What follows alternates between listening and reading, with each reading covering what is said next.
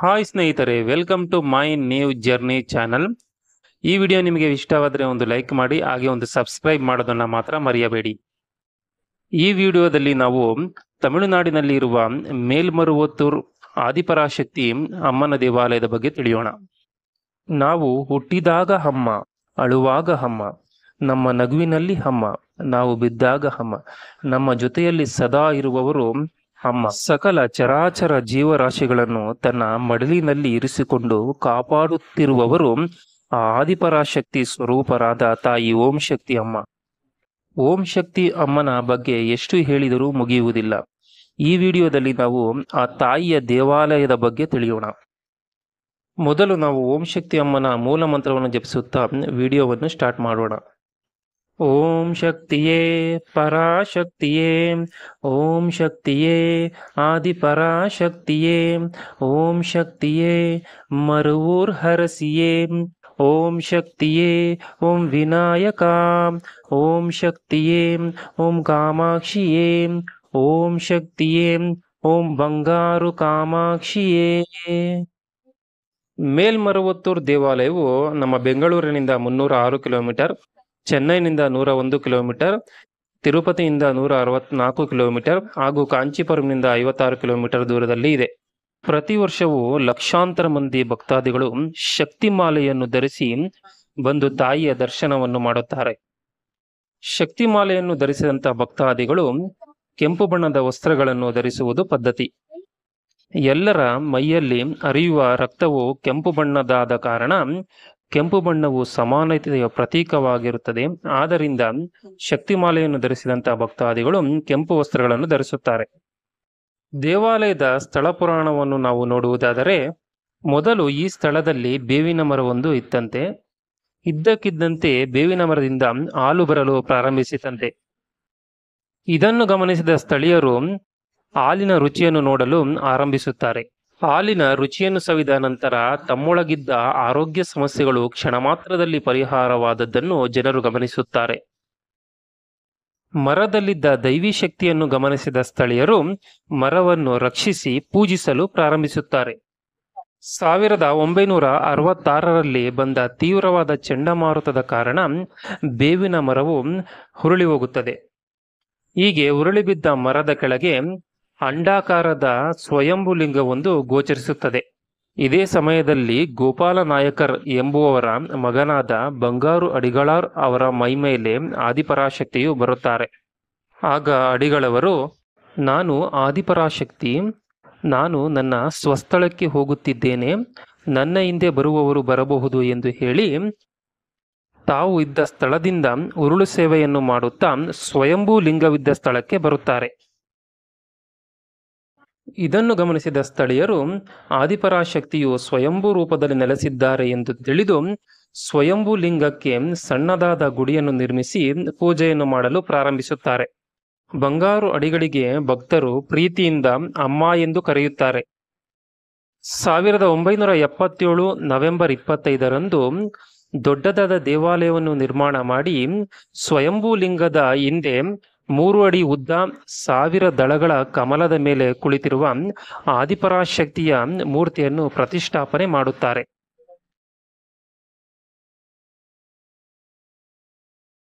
ಇದು medical science ಮತ್ತು research institute.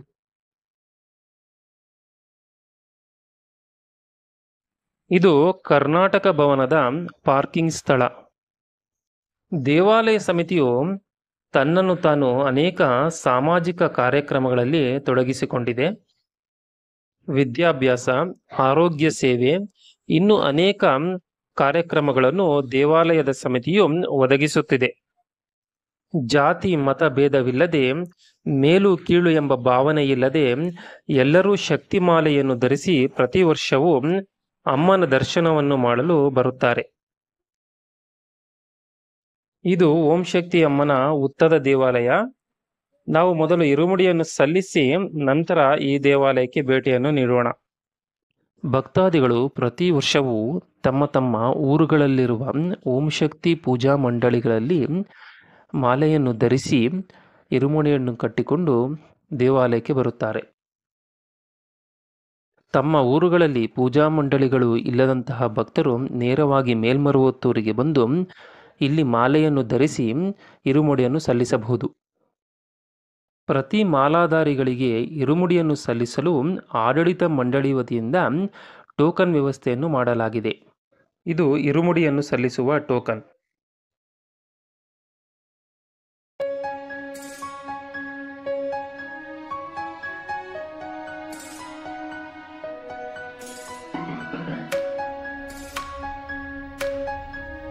ಈ ದೇವಾಲಯದ ಮತ್ತೊಂದು ವಿಶೇಷವೆಂದರೆ ಇಲ್ಲಿ ಮಹಿಳೆಯರೇ ತಾಯಿಗೆ ಅಭಿಷೇಕ ಮತ್ತು ಪೂಜೆಯನ್ನು ನೆರವೇರಿಸುತ್ತಾರೆ. ಇಲ್ಲಿ ಸ್ವಯಂಭೂ ಲಿಂಗವು ಉದ್ಭವವಾಗುವ ಮೊದಲು ಸುಮಾರು 2000 ವರ್ಷಗಳ ಹಿಂದೆ 21 ಸಿದ್ಧ ಪುರುಷರು ಜೀವಂತ ಸಮಾಧಿಯನ್ನು ಹೊಂದಿದ್ದರಂತೆ. ಆದ್ದರಿಂದ ಈ ಕ್ಷೇತ್ರಕ್ಕೆ ಮೇಲ್ಮರುವತ್ತೂರು ಆದಿಪರಾಶಕ್ತಿ ಸಿದ್ಧರ ಪೀಠ ಎಂದು ಕರೆಯುತ್ತಾರೆ.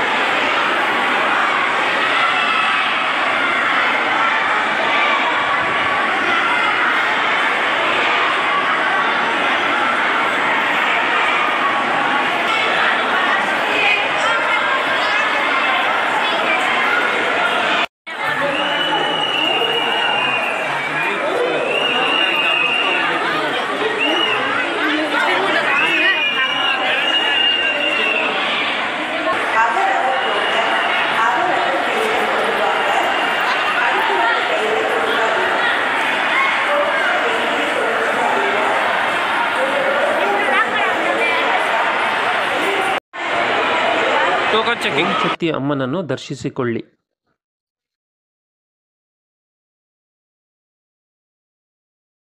ದರ್ಶನವನ್ನು ಮುಗಿಸಿಕೊಂಡು ನಾವು ಹೊರಗಡೆ ಬಂದರೆ ನಮಗೆ ಲಡ್ಡು ಪ್ರಸಾದ ಕೇಂದ್ರವು ಸಿಗುತ್ತದೆ.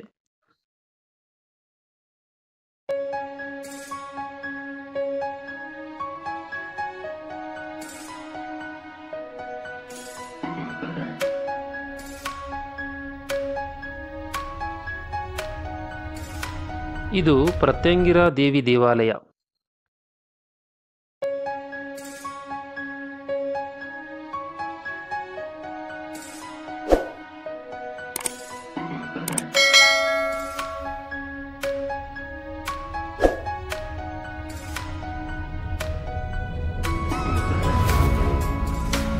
ಬಂದಂಥ ಭಕ್ತಾದಿಗಳಿಗೆ ಅನುಕೂಲವಾಗುವಂತೆ ದೇವಾಲಯದ ಆಡಳಿತ ಮಂಡಳಿಯು ಭೋಜನ ಶಾಲೆಯನ್ನು ನಿರ್ವಹಿಸುತ್ತಿದೆ.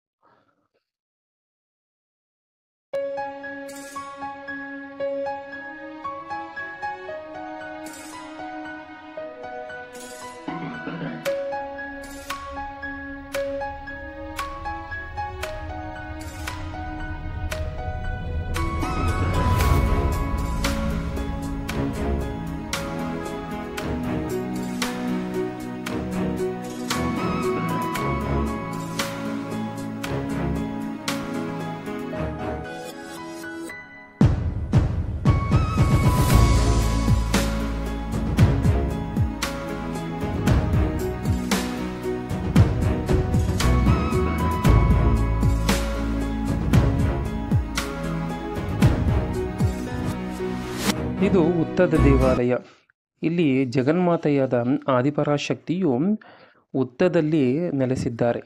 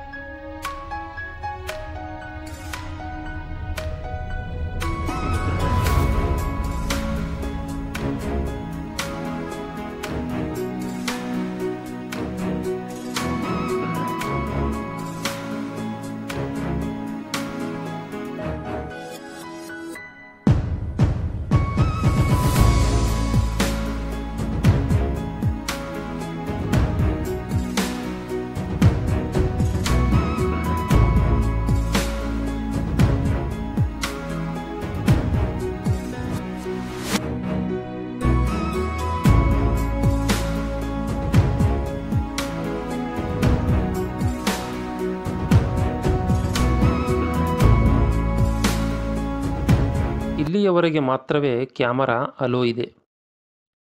ಇಲ್ಲಿಗೆ ನಮ್ಮ ಓಂ ಶಕ್ತಿ ಅಮ್ಮನ ದೇವಾಲಯದ ಯಾತ್ರೆಯು ಪೂರ್ಣವಾಯಿತು. ನೀವು ಕೂಡ ತಪ್ಪದೆಯೇ ಬಂದು ತಾಯಿಯನ್ನು ದರ್ಶನವನ್ನು ಮಾಡಿಕೊಳ್ಳಿ.